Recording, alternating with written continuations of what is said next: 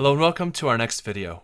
In this lesson, we're going to check our changes into source control to make sure that we do this on a regular basis, but also this will allow us to push out to App Harbor. And I'm going to be 1000% honest with you here and let you know that this is going to be an experiment and I'm hoping that it will work. So I'm trusting that it will push to the release config, and I'm trusting that on top of that, we don't need an HTTPS URL from Facebook, that it will let us connect our web to our default App Harbor instance. So this may not work, and it may be that we would have to pay and wire up certificates in order to get this to work, but I hope it won't. And it may also be that there are maybe a couple things that I haven't done correctly along the way to get this to deploy and work against App Harbor with the release configuration versus the debug. So we'll find out as we go. So here we go. Contact Web, of course, is our main app. I'm going to right click and select Get GUI here. What we're going to then do is scan to get all our changes, which it does automatically. And Control I should bring all of those changes over to my changing, and I have 5 new files to change to add in. Great, looks fine. And I'm going to go ahead and do that. And we'll hit that unlock again. And it didn't like something, so let's just Control I again here.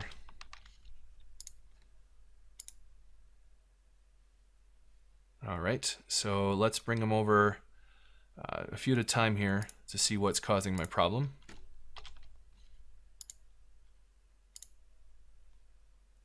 All right.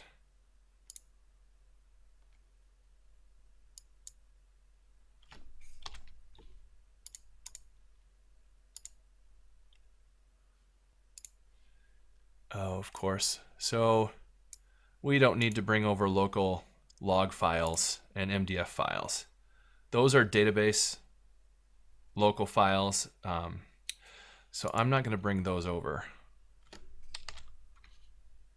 Oh, and I'm hitting Control I, so there we go. So we left out the MDF and LDF, and this is a cache file. Let's see if we can bring this over. We'll just stage that one to commit Control T. And I'm not sure we need that, but we definitely don't need to pull the MDF and LDF files. Those are, again, just local SQL Server database files, and we're not going to be pushing those out to App Harbor anyway to our production environment. So we'll say here what changes to wire up Facebook authentication. And we're going to go ahead and commit that. And again, I need to go out to Bitbucket, grab my URL for my repository, go back to my Get GUI, push it to that arbitrary location. And it may ask me to enter my password. It didn't, so I've apparently stored it, which is awesome. And it said success. So we now have pushed our changes to allow authentication, and hopefully out on App Harbor, it will run as release. And we'll find out here in a moment. Let's see if it builds first.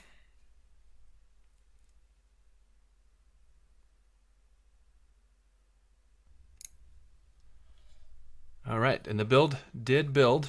It hasn't deployed yet. I'm going to hit F5 to see if it's deploying. It isn't for some reason, so I'm going to queue it up for deploy here just by clicking this deploy button. And there it says it's queued for deployment. So we'll still have to wait for App Harbor to process it. It'll tell us when it's deployed here. So I'm going to pause the video again until that's completed. And we have completed our deploy. So we have an App Harbor instance now.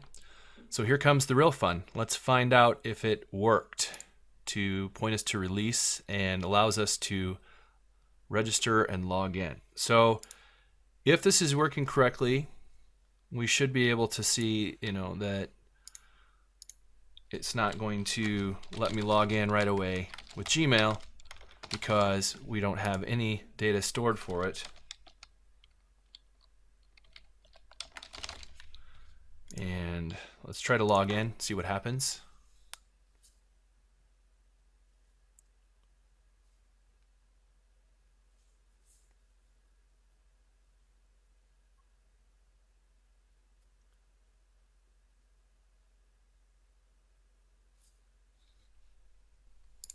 And we can see that it did give us an invalid login attempt. So let's try to register as a new user. And blgorman@gmail.com.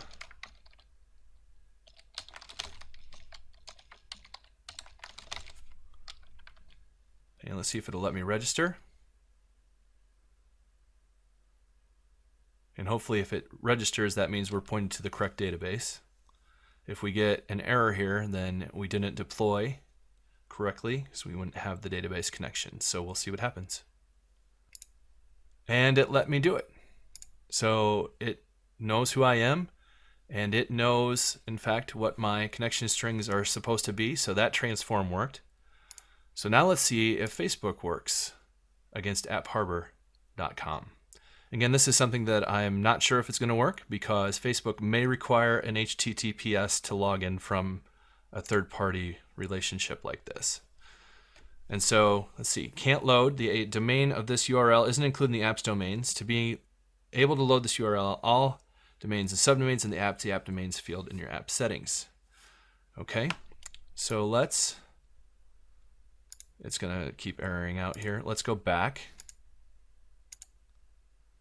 And so contactweb.appharbor.com is what should be being pointed to.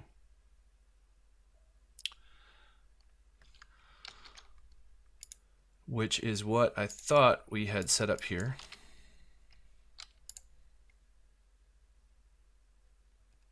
And that is Contact Manager.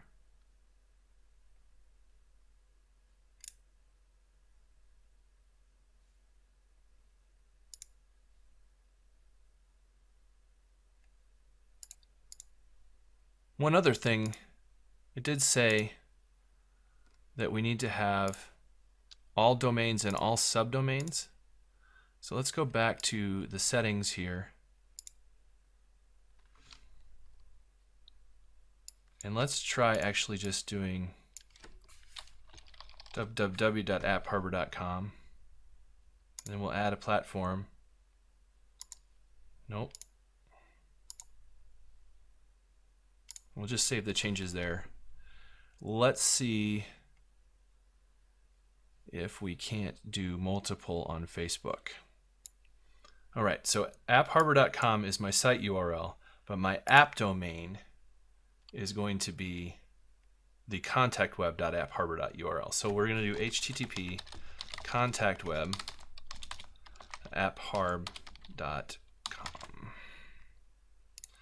So that should give me my subdomain there for contactweb.appharbor.com, the site URL for the main domain at AppHarbor. Let's see if that will work. And so let's try to log in with Facebook again here. Still getting the error. And it may be that I have to, no. All right, I'm going to have to solve this and get back to you again on another video. But that basically shows that we're wired up, we're trying to do what we're trying to do, and we have our changes checked in as expected. We'll stop the video here and I'll figure out what's wrong and get back to you in the next video. Thanks. We'll see you next time.